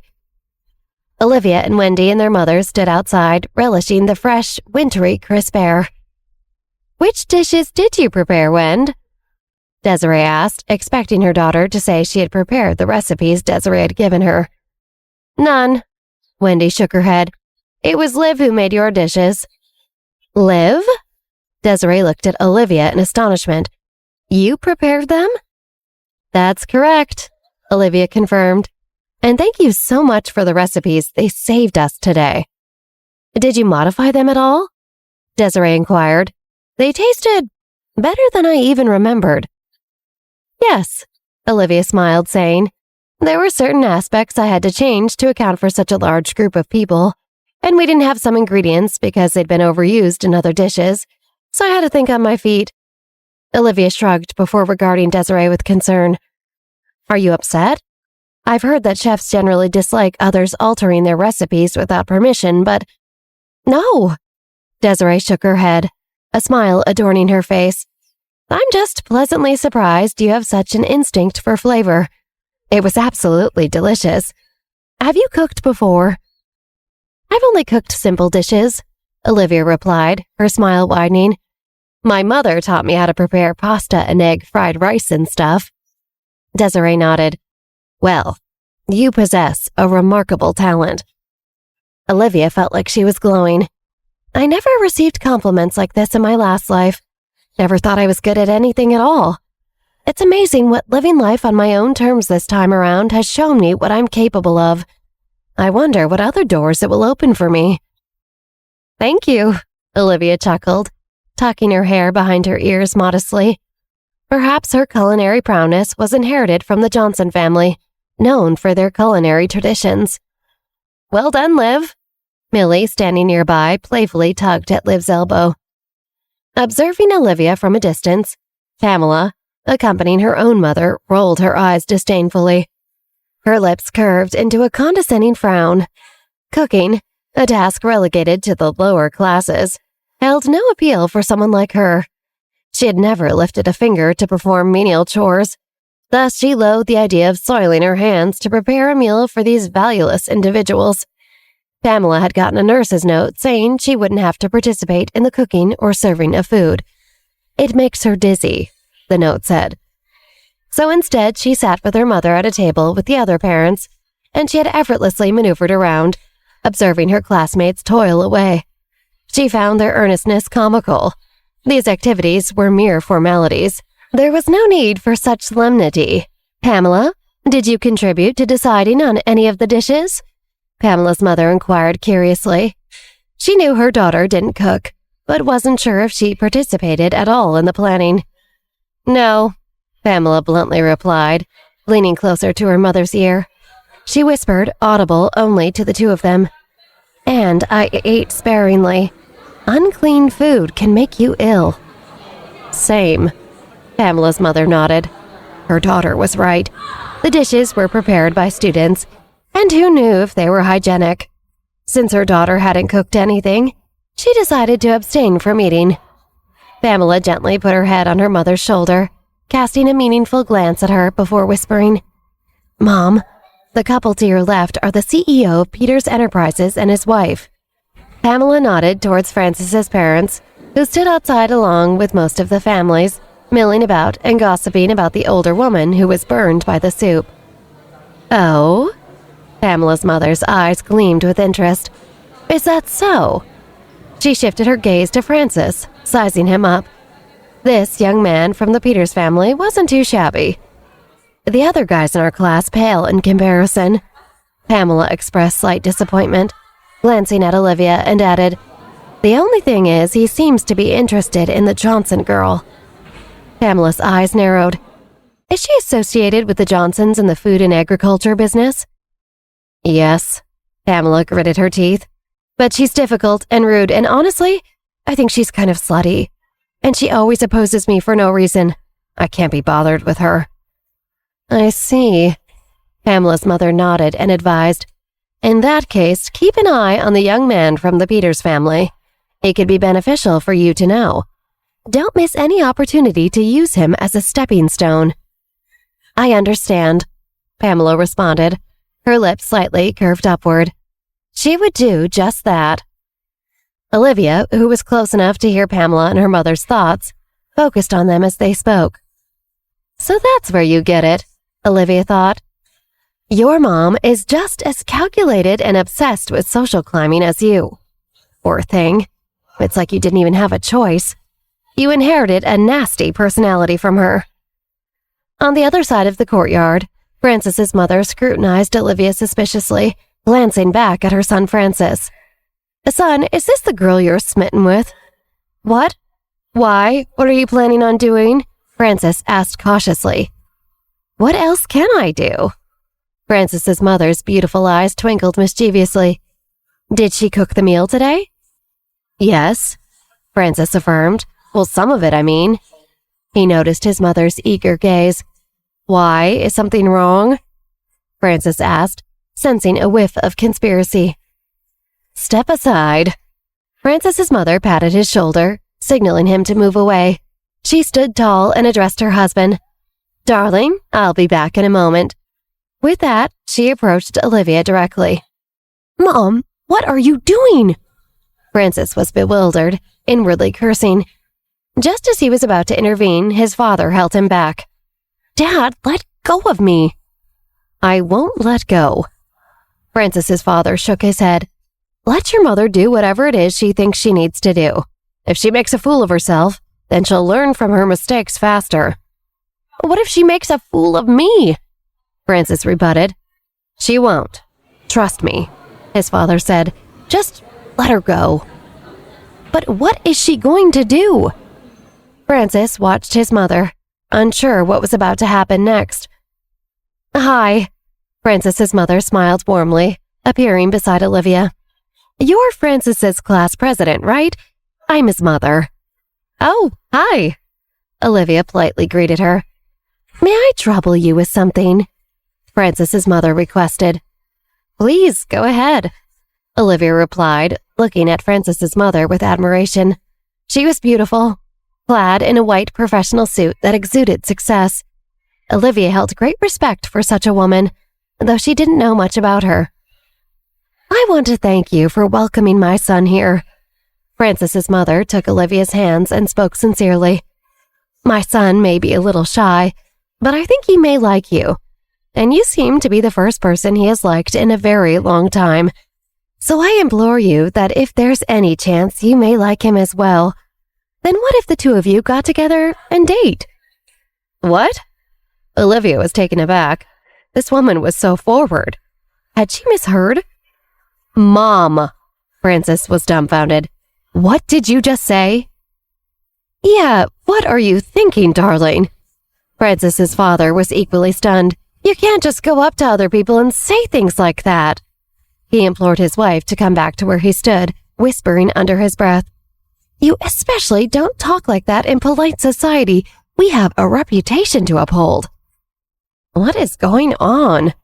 Olivia felt her brain struggling to keep up. You're beautiful and an excellent cook, Frances's mom said, as if trying to explain herself to Olivia.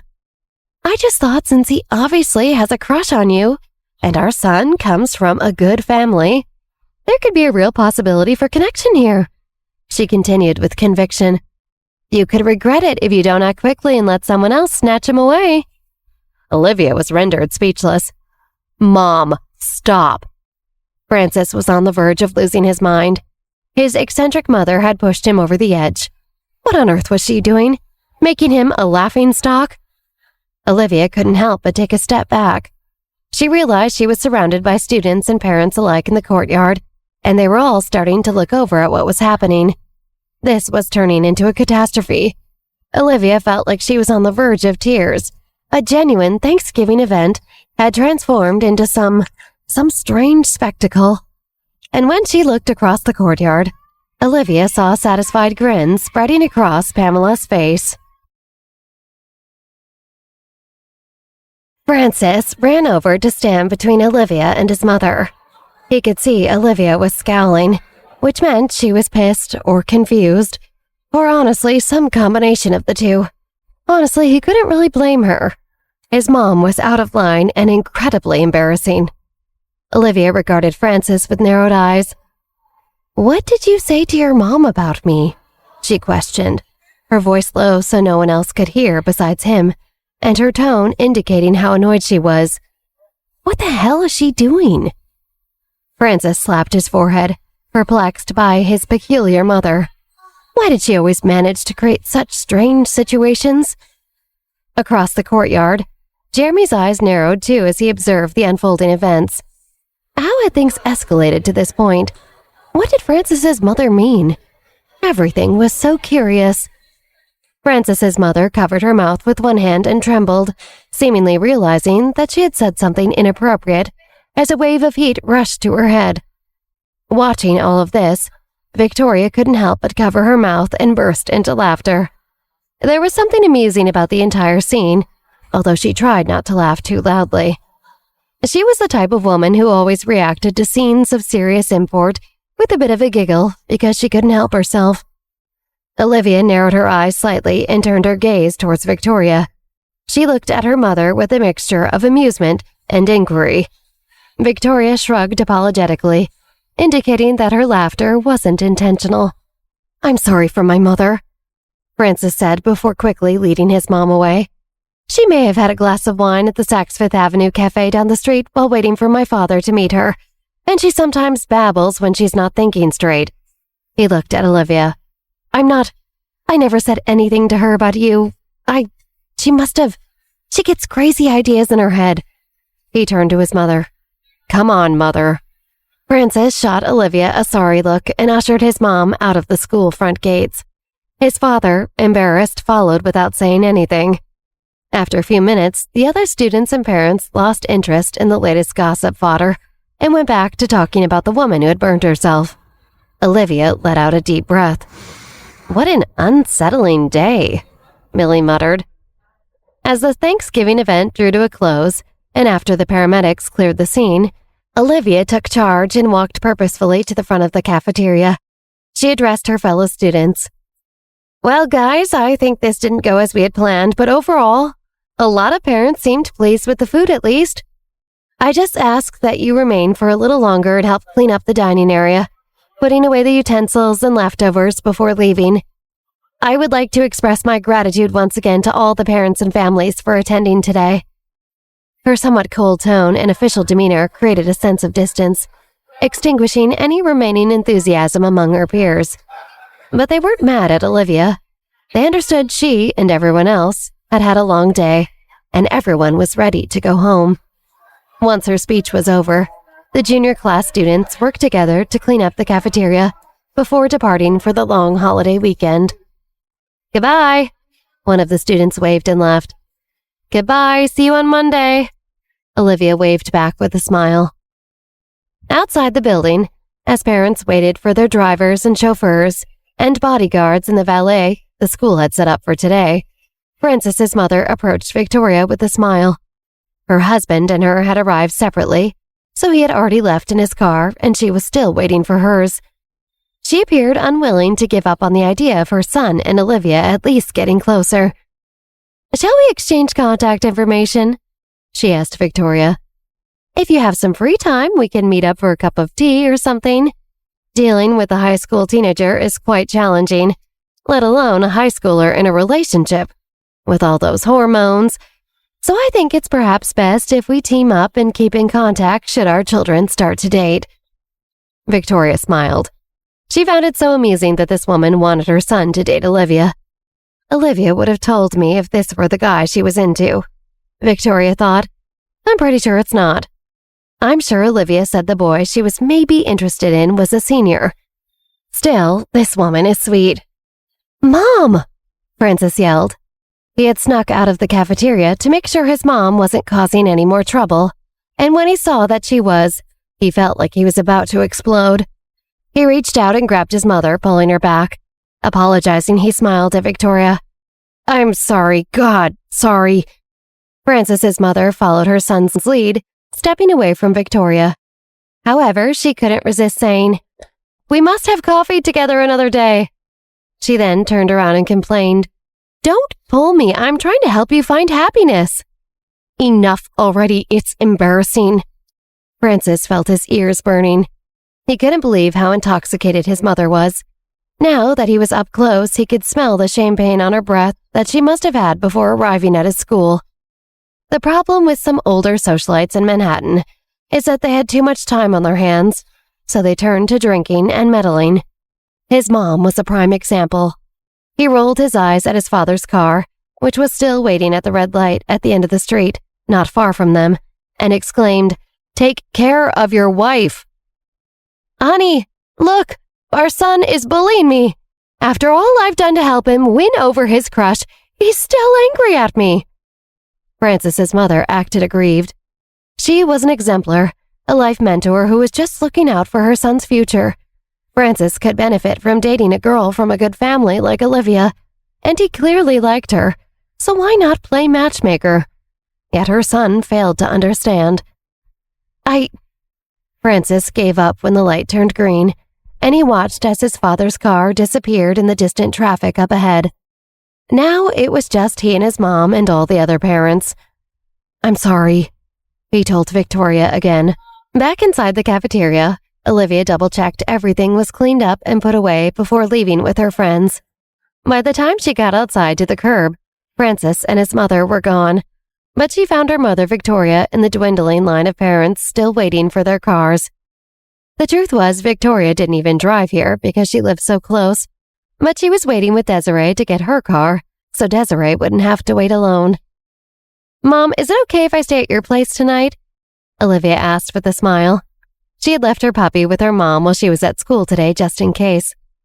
"Of course," Victoria nodded. "Just don't forget to call your father and let him know not to worry." "I know," Olivia nodded. She had invited Michael to join them today, but he had declined, citing a huge board meeting and a meeting with a client. It was a pity when she thought about it.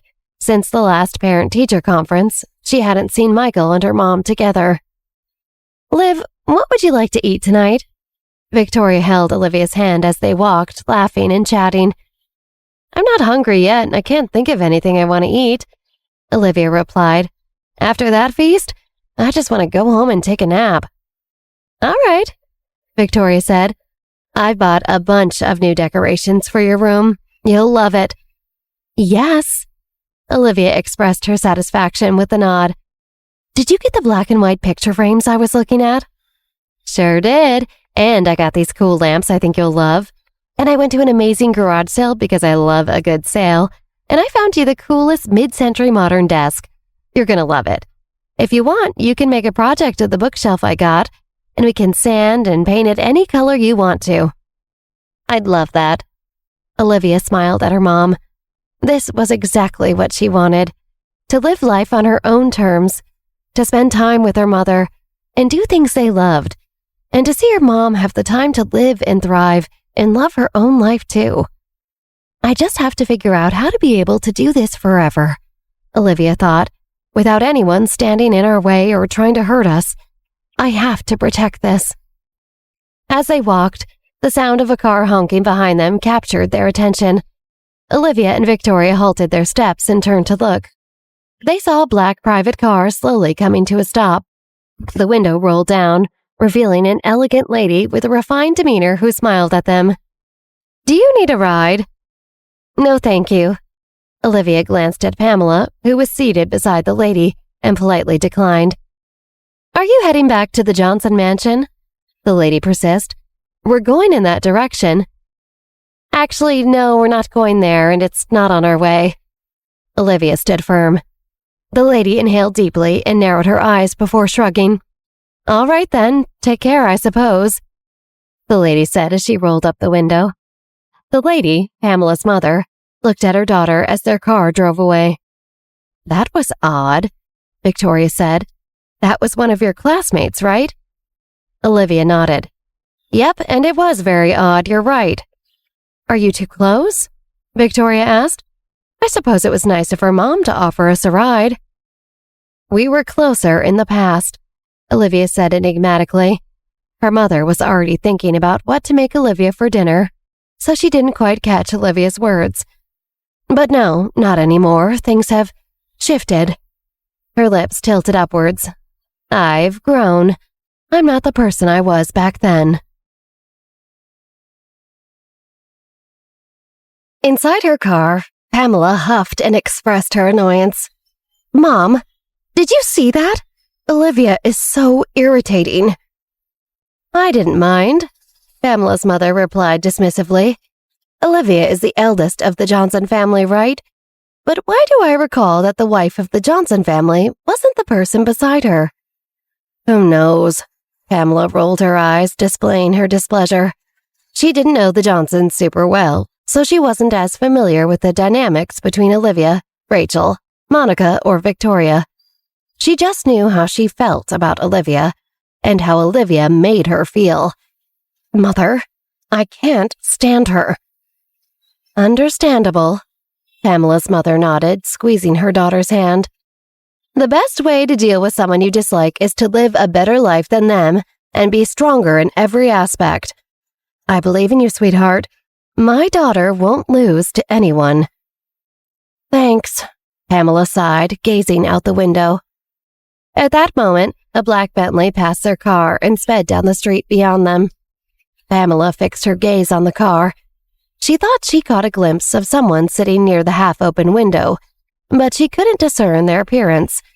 He seemed like a student, but she had never seen anyone arrive at Marshall High in a Bentley before. Or was she just not paying attention? Was he a senior? Or maybe a sophomore or freshman? Jeremy, seated in the Bentley, allowed the cold wind to rush into his car, hoping it would help clear his mind. After completing the Thanksgiving event in the cafeteria, he had quietly grabbed all his belongings and headed out to get into his car around the corner from school, where he always had his driver pick him up.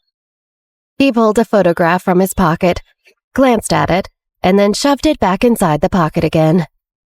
"I'm acting irrationally, losing control of my thoughts," he worried.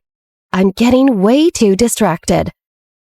After a brief moment, the car came to a steady stop in front of a walk-up brownstone on one of the quieter streets of the city. Only then did Jeremy regain his senses and step out of the vehicle. The driver, seeing the young man exit his car, rolled up all the windows. It was already late November, and the cold, frosty air made him shiver. Yet, the young man had opened the window, allowing the frigid air to rush in. As he stretched his body, the driver noticed something on the back seat. He leaned forward and reached out, realizing it was a photograph that had likely fallen from Jeremy's pocket. "This?" The driver was taken aback as he examined the photo. A sense of foreboding gripped him, prompting him to pick up his phone immediately. He needed to alert people back home. Something might be amiss with the young man he was in charge of watching. Monday had arrived, and the news of Olivia being weirdly accosted by Francis Peters' mom at the junior class's Thanksgiving event had spread everywhere. Now, almost everyone in school knew about it, and people had started calling her Mrs. Peters' little pet behind her back. When she heard this title, Olivia raised an eyebrow. What on earth was this? She loathed being talked about. It reminded her too much of her past. After lunch, Olivia went to the bathroom to wash her hands. As she looked at herself in the mirror, she was taken aback. It was already November 29th, and December was just a few days away. The memories of what had transpired on December 10th during her previous life flashed before her eyes. It was her stepmom's father's birthday, Monica's maternal grandfather, and Michael's father-in-law. Olivia gulped hard and shut her eyes tight. No, she thought. God, no, never again. In her previous life, at the birthday party, Olivia had become a tool, manipulated and framed by others, causing the entire Cooper family to despise her. Everyone on her stepmom's side of the family hated her after that day. Now, as that day approached in this life, Olivia grew fearful and weary. I'm being ridiculed at school, and I still don't get along with Rachel and Monica, and I even personally cut Melanie Cooper's hair. So this time, I'm not exactly going into December feeling the most secure I've ever felt. I know that this time around, Melanie and Beatrix Cooper won't let me off easy either. They'll be coming for me, waiting to pounce along with Rachel and Monica. Even now, she still couldn't really stomach thinking back to what happened last time she went to the Cooper patriarch's birthday. Why did she get entangled in such a mess with such a disgusting group of people? She hadn't done anything, and she knew that. Olivia shook her head and lowered her gaze, washing her hands and trying to shake the thought of her past life away. In this life, I have to accept that the Coopers may try to manipulate me or hurt me this time around too, Olivia thought. Beatrix Cooper especially was a worthy adversary. But I will rise to the occasion and beat Beatrix at her own scheming game. Liv still didn't know what Beatrix had in store for her, though. Olivia reached out to turn off the flowing tap, which she had accidentally left on as she fretted about the coming weeks. She had to laugh at herself. Olivia looked at herself in the mirror, this time with steely resolve in her eyes. Even if Beatrix did something this time, I won't be afraid. At this stage, how could I fear her? She may have more people on her side in her house and the home court advantage, but I have something she'll never have. Powers. Just as she was lost in her thoughts, an arm wrapped around her shoulder from behind, pulling her into a warm embrace. Olivia's eyes went wide. What the hell? Olivia's contemplation was completely interrupted, and she looked up in surprise. In the mirror, she saw herself being drawn into Chris's arms. He bowed slightly, his lips brushing against her earlobe, his warm breath tickling her ears. Olivia's face instantly turned red. Had he meant for his lips to graze her like that? Was that an accident? Chris, it seems that your bad habit of following me isn't the only thing you possess, she said, attempting to push away the hand that Chris had wrapped around her shoulder.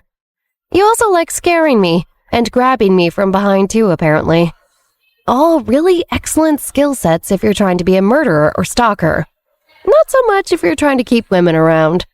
She shot him a flat smile, but he remained steadfast, his arms around her, not budging an inch. He extended his other hand, placing it on her waist, keeping her close to him. When Chris sensed Olivia's resistance to his embrace, displeasure filled his heart. She could see from reading his thoughts that he'd expected her to hug him back and melt into his arms further. He was embarrassed and dropped his arms, releasing her. What are you doing? Olivia frowned. Now that he stopped hugging her, she felt bad. She may have been surprised by the gesture, but that didn't mean she didn't like it. In fact, she realized she was more concerned with him releasing her so no one would walk in and see them holding each other intimately than she was with him actually holding her. In a whisper, Chris spoke into Olivia's ear. I was just coming to say hi. I, heard you were Francis's Peter's mom's pet now. How come I didn't know you were someone else's pet? He teased. I guess I worried maybe I should have a talk with Francis. For the sake of our deal, I mean. Olivia heard Chris's magnetic voice whispering in her ear. The mirror in front of her still captured their movements as he stood behind her, his mouth inches from her neck. Don't worry, it's just a joke. Don't take it too seriously, Olivia said, trying to make sure her breathing was measured. Phew, Chris replied. It was the first time he felt such possessive desire, and he realized he had more feelings for Olivia than he had originally realized. She smiled to herself, seeing him think this. Music to my ears, he said. He turned before Olivia could say anything else, and he exited the bathroom. As soon as he was gone, Olivia realized she missed him already. Uh-oh, she thought. This is dangerous. Out in the hallway by the lockers, Jeremy made his way to the bathroom, and when he turned the corner, he collided with Chris Jones. Jeremy halted abruptly, locking eyes with Chris. Chris's gaze exuded a sort of arrogance and amusement that Jeremy found smug and off-putting. You're Olivia's classmate, correct? Chris asked. Yes, what's it to you? Jeremy quirked his lips. Should I call you Mr. Jones, or perhaps you prefer Chris of London? No, maybe you fancy being addressed as K. Chris's countenance turned serious. You investigated me? Ah. Jeremy chuckled unusually. He refrained from replying and simply turned away, leaving only his retreating figure for Chris to watch. Chris narrowed his eyes menacingly. This Jeremy was far from ordinary. Uncovering Chris's identity as K implied that he possessed exceptional capabilities. What were his intentions, though? Why are you still here? Olivia queried upon exiting the bathroom, observing Chris's lingering presence. You haven't even made it a few feet from me. You miss me that badly? How did you guess? Chris concealed his concern and reached out to tousle Olivia's hair. All right, that's enough. Olivia swatted away Chris's hand. Has anyone ever told you you shouldn't play with a girl's hair when she's just done it all nice? With that declaration, she snorted and turned to depart. As Olivia walked away, Chris watched her receding figure and muttered to himself, Do you truly comprehend who you are associating with? Chris extracted his phone and dialed Sven's number. Conduct an investigation for me. Who is the target? Sven inquired. It's a kid in Olivia's class, Chris responded. He walked over to the administration office to see a copy of the student handbook, which listed all the kids in each class's email addresses. Jeremy Spencer. Huh, what's the matter? Feeling threatened in the realm of love? Sven chuckled. Enough with the banter, Chris reprimanded and instructed. He knows that I am K. This time, Sven's laughter ceased. His gaze shifted subtly. Very well, I will commence the investigation. Okay. Chris hung up after nodding, a grimace spreading across his face. He took a few strides forward, but was quickly stopped in his tracks again by someone else.